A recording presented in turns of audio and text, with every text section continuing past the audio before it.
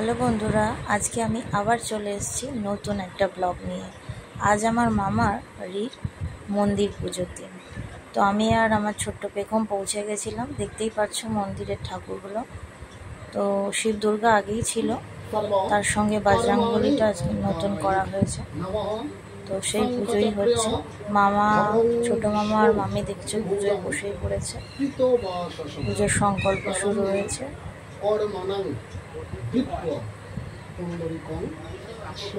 প্রচন্ড গরমের মধ্যে পুজো হচ্ছে, দেখতেই পাচ্ছ।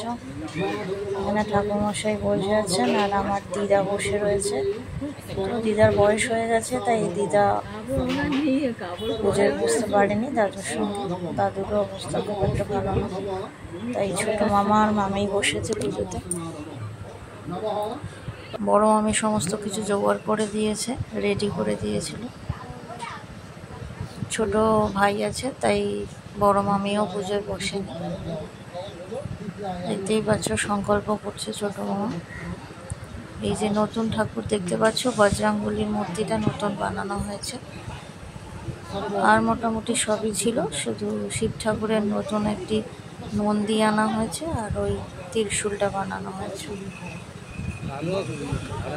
এই ছোট্ট একটা মন্দির, অনেক পুরনো মন্দির, সেটাকে একটু রং করে চলছে। এই একজন এসছে আমাদের আত্মীয়। এই শুরু হয়ে গেছে যজ্ঞের কাজ। যজ্ঞ করছেন একজন ঠাকুরমশাই আর একজন ভেতরে পুজো করছে। দেখতেই পাচ্ছ মামা যজ্ঞের স্থানে গিয়ে বসে পড়েছে। ভেতরে পুজোর টুকটাক যে কাজে লাগছে সেজন্য আমার দিদা গিয়ে বসেছে। আমি আর আমার দাদু পাশেই বসে আছি, দেখা যাচ্ছে না যদিও। আর এদিকে চলছে খাওয়া দাওয়ার পর্ব, শুরু করে দিয়েছে। আমার বোন দিচ্ছে, সার্ভ করছে খাবারগুলো। খেতে বসেছে আমার ছোট ভাই, আমার ছোট্ট পেখম আর আত্মীয় স্বজন টুকটাক আছে। মানে আমার মামার এই শ্বশুরবাড়ির সমস্ত লোকজন আছে, পাড়ার লোক আছে, আত্মীয় আছে টুকটাক। এদিকে দেখতে পাচ্ছ যজ্ঞের আগুন খুব ভালোভাবেই ধরে গেছে। সুন্দর যজ্ঞের আগুনটা জ্বলছে।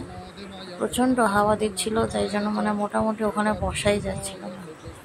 চারিদিকে আগুন একদম ছড়িয়ে পড়ছে আর তেমনই গরম। এই মামা বসে আছে আর একদম পিছনে ওই যে দেখা যাচ্ছে আমার দাদু, আর ওই পাশের সিটটা খালি, ওখানে আমিই বসেছিলাম। ছবি তোলার জন্য আমাকে দেখা যাচ্ছে না, তার মাঝখানে আমরা ছবি তুলে নিলাম কিছু, আমি আর আমার বড় ভাই নয়ন, আমার মা আর দাদু।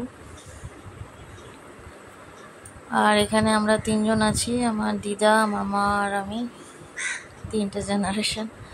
এইটা দাদুর সঙ্গেও ছোটো করে ছবি তুলে নিলাম। মাঝখানে একটু ছবি তোলার পর্ব চলছে, এদিকে পুজোটাও চলছে, ওইদিকে খাওয়া দাওয়াও চলছে। মা, দিদা, মা আর মা। আর এখানে আমাদের ছোট্ট সদস্য, ছোট্ট ভাই আমার ঋষি। এটা আরেকটা ছোট ভাই চয়ন।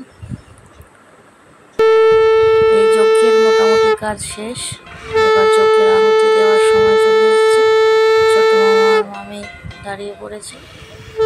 এই বড় ভাই চলে এসেছে ঢাক কাঁসর বাজানোর জন্য। ওকে এতক্ষণ খুঁজে পাওয়া যাচ্ছিল না, বাড়ির এত দায়িত্ব সামলাতে সামলাতে লাস্ট অব্দি স্নান সেরে এসে কাঁসর বাজাচ্ছে। আর ক্যামেরার পেছনে রয়েছি আমি, যেটা আমার সবসময়ের কাজ। এই চলছে যজ্ঞের কাজ, মোটামুটি কমপ্লিট হয়ে যাচ্ছে। জাস্ট প্রণাম পর্ব হবে আর শেষ হয়ে যাবে।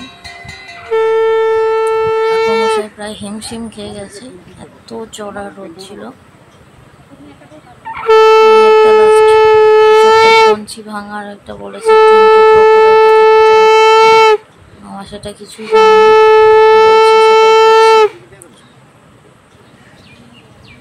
এবার বসে চলছে প্রণাম পর্ব।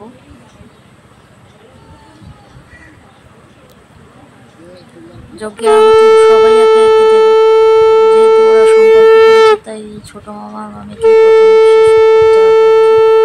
ওইদিকে দিদা অনেক ক্লান্ত হয়ে পড়েছে, শাঁখ বাজিয়ে বাজিয়ে গিয়ে একটু বসেছে।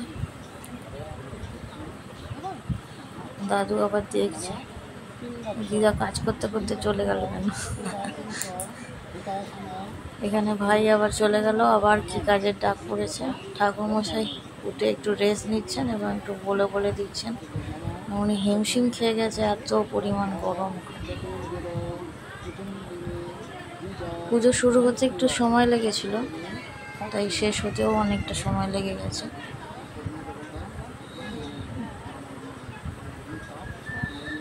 বাড়িতে আত্মীয় স্বজন অনেক এসেছিল, তাই সেসব খাবারের আয়োজন করা, রান্নার দিকটা সামলানো, সেই সবের জন্য মামির একটু সময় লেগে গেছে।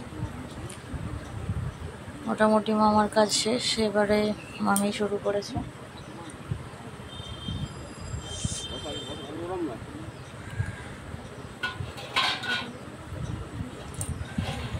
যজ্ঞের আগুন প্রায় নিবন্ত অবস্থায় শেষ হয়ে গেছে।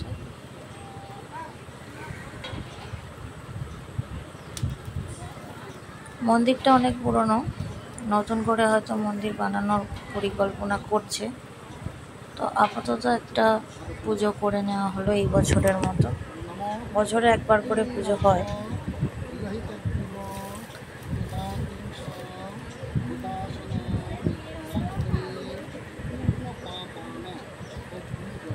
তোমরা দেখে বুঝতেই পারছো, পুরো গ্রাম্য পরিবেশ, অনেকটাই ভিতরে শহরাঞ্চল থেকে।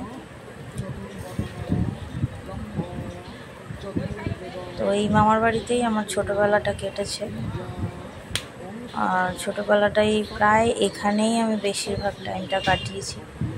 সময় পেলে মোটামুটি বলতে পারো এটা আমার আরেকটা বাড়ি, কারণ আমি মা বাবার থেকেও